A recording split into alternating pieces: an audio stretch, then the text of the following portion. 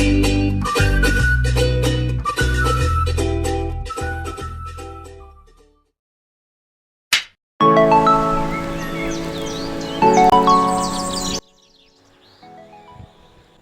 Friend, good morning. কেমন আছেন সবাই? আমি সঙ্গীতা। আজ আবারও একটা নতুন দিনে welcome back to my channel blogger Sangeeta.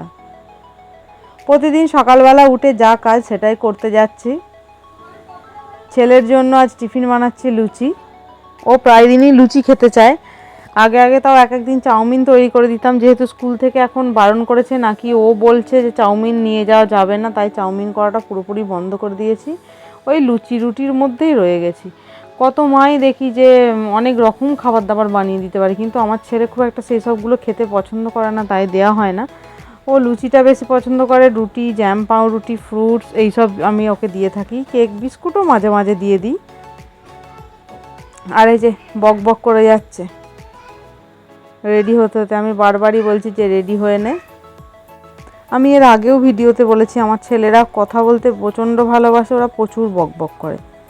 ছোট ছেলেও যেমন বকতে পারে আর বড় ছেলেও তাই। ওর স্কুলে কি হয়েছে না হয়েছে সেগুলোই আমাকে বলছে।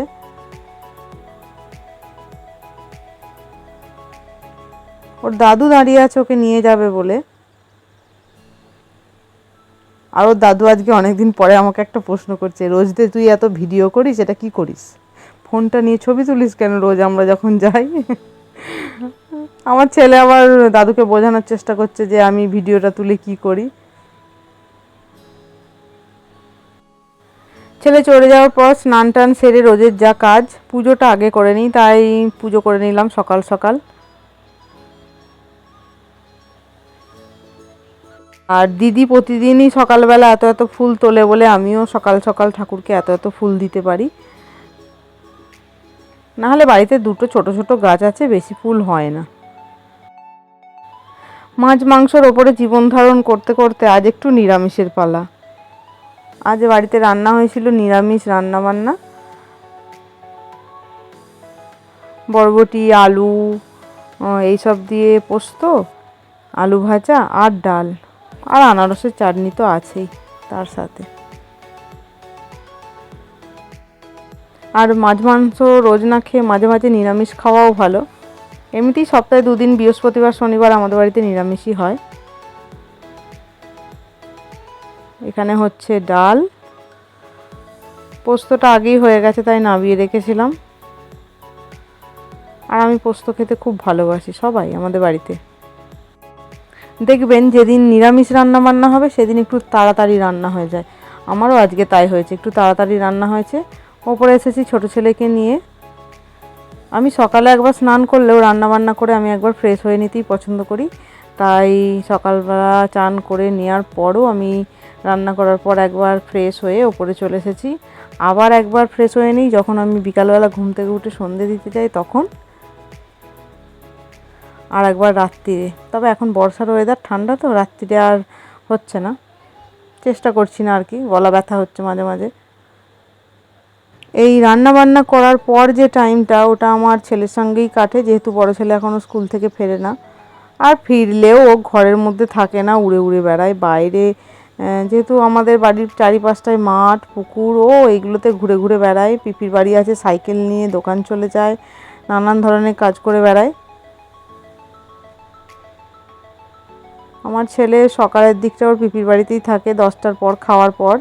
এবার এসে স্নান টান করে আমার সাথে থাকে। এবার ঘুম থেকে উঠে আবার আমার সাথে একটুখানি থাকে। আবার 7টা সাড়ে 7টা বাজলে মোটামুটি দুধ খেয়ে ও আবার ওদের কাছে গিয়ে থাকে। ওদের সাথে টাইম কাটাতেও ভালোবাসে। আর যেহেতু আমার বড় ছেলে স্কুল পড়া বা বিকালবেলা প্র্যাকটিস এইসব করতে গিয়েও বেশিরভাগটাই বাড়ির বাইরে থাকে, সন্ধেবেলার একটুখানি টাইম বাড়ি থাকে, যেটুকু টাইম পড়ে আর কি, সেইটুকু টাইম আমি সবসময় ওকে দেখাতে না পারলেও ওই 7:30টার পরে একটু ওর কাছে বসি। দাদার পড়ার শখ দেখে ওরও বই ব্যাগ নেওয়ার খুব ইচ্ছা হয়েছে। বই তো আগেই নেওয়া হয়েছিল, এবার ও দেখে দাদা যেহেতু সাইকেলে করে ড্রয়িং করতে যাচ্ছে, গাড়িতে করে দিনে 4বারও তারকেশ্বর যাওয়া আসা করছে, শুধু যাচ্ছে নয় যাওয়া আসা করছে। একবার স্কুল যাচ্ছে, একবার স্কুল আসছে, পড়তে যাচ্ছে, পড়ে বাড়ি ফিরছে, আবার প্র্যাকটিসেও তারকেশ্বর যাচ্ছে ফিরছে। ও দাদাকে দেখে মনে হচ্ছে যে ওরও একটা ব্যাগ দরকার। ও বারবারই বলে আমি ব্যাগ নিয়ে স্কুলে যাব। জানি না যখন স্কুল যাওয়ার টাইম হবে তখন কি করবে, এখন তো খুব ইচ্ছা। ওই যে ওই ছোট্ট সাইকেলেই ব্যাগটা তুলে নিচ্ছে। দুপুরের খাওয়া দাওয়া সেরে লম্বা একটা ঘুম দিয়ে নিয়েছিলাম। তারপরেই উঠে ভাবলাম যে খুব বৃষ্টি পড়ছে, আর আমার ছেলে আজকে পড়তে যেতে পারেনি বৃষ্টির জন্যে। মানে বৃষ্টি আজকে বিশাল বৃষ্টি হয়েছে।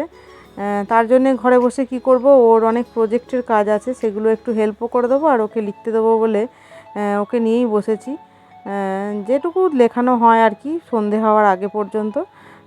ছোট ছেলে নিচে আছে আর আমি আর ও ঘরের মধ্যে বসে আছি এই একটু প্রজেক্টের কাজ করব বলে। আমি একটু ডেকোরেটিংয়ের ব্যাপারে ওকে হেল্প করে দিলেও ওকে লেখাগুলো নিজেকেই করতে হয়।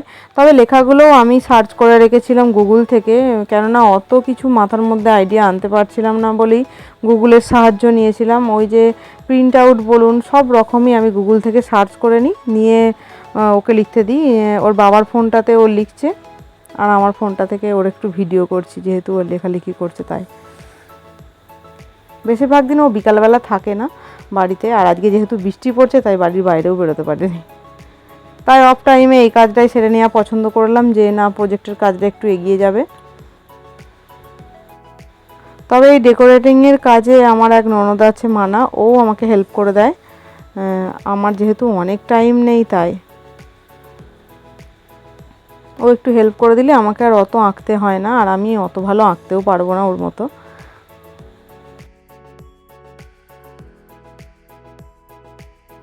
কি প্রজেক্ট দিয়েছে তোর স্কুলে?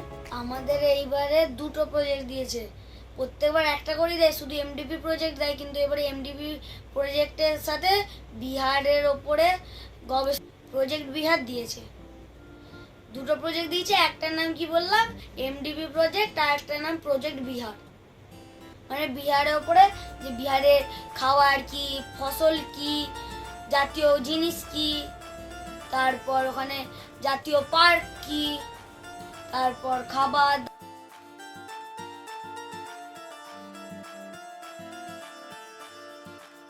আমি সব করিনি, আমি প্রথমে 3-4টে করেছি, বাকি সব আমার একটা পিসি আছে যার নাম মানা পিসি।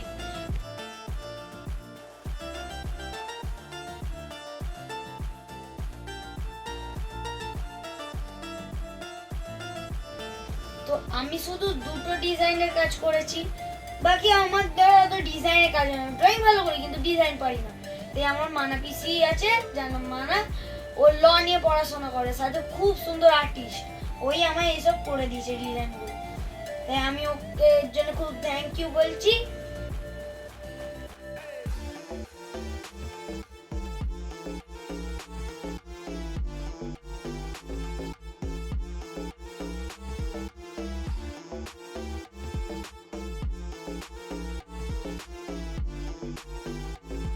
বার করা হয়েছে।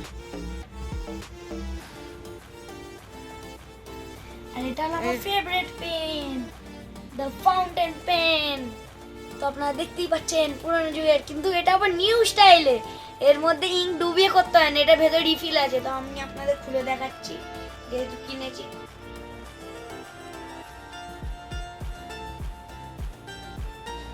এই দেখুন, কই টু বুকস খানি সিস। এটা মানে আগে তো ইঙ্কে ডুবিয়ে করতে হতো, আর যদি ইঙ্ক গায়ে উল্টে যায় খুব ঝামেলা। তাই আমরা এখন নিউ ইনভেন্ট হয়েছে দ্য ফাউন্টেন পেন, যার মধ্যে নিপ লাগানো যায়। বাট ইঙ্ক শেষ হয়ে গেলে আবার নিপ কিনতে পাওয়া যায়। আর এটা মাত্র আমি কম দামে 20 রুপিসে পেয়েছি। এবার কারোর যদি খুব টাকা হয় 1 কোটি টাকারও পাওয়া যায়, কিন্তু আমার জন্য এই 20 রুপিসটাই ভালো। তো এই জিনিসটা, এই ফাউন্টেন পেনটা আমি পুস্তক ভবন তারকেশ্বর থেকে কিনেছি। আপনাদেরও কি এরকম ফেভারিট কোনো ফাউন্টেন পেন বা ভালো? আমি আগেই বলেছি, ওকে কথা বলতে দিলে ও আর থামে না। ও যে ম্যামেদের কাছে পড়তে চায় তারাও আমাকে ওই একই কথা বলে, কিন্তু কিছু করতে পারি না, ওর কথা বলাকে আমি আটকাতে পারি না। আর পেনের খোঁজ তো দিয়েই দিল কোথায় পাওয়া যায়, চলে যাবেন সবাই মিলে তারকেশ্বর। ওকে প্রজেক্টের কাজ দিয়ে আমি আর ওর বাবা বেরিয়েছি একটু তারকেশ্বর। সামনেই আমার এক কাছের মানুষের একটা বিশেষ দিন আছে, সেই বিশেষ দিনে ওকে একটা উপহার দেব বলে সেটাই কিনতে বেরিয়েছি। চলুন কাজ তাহলে মিটিয়ে নিই। দেখুন এই চেনা জায়গাটা, রবিবার রাত্রিবেলা যেখানে পা গলারও জায়গা ছিল না, সেখানে আজকে একটু মোটামুটি বেরোনো যাচ্ছে। তবে সব দোকানই এখন বন্ধ হয়ে গেছে, বৃষ্টি পড়েছে তো, তাই হয়তো সবাই কেউ খুলবে না, এরকম একটা ব্যাপার। তাহলে ভিডিওটা আজকে এখানেই শেষ করছি। সবাই ভালো থাকবেন, সুস্থ থাকবেন, আর অবশ্যই আমাদের জন্য প্রার্থনা করবেন। আর ভিডিওটা যদি আপনাদের ভালো লেগে থাকে তবে একটা লাইক করে দেবেন। ধন্যবাদ।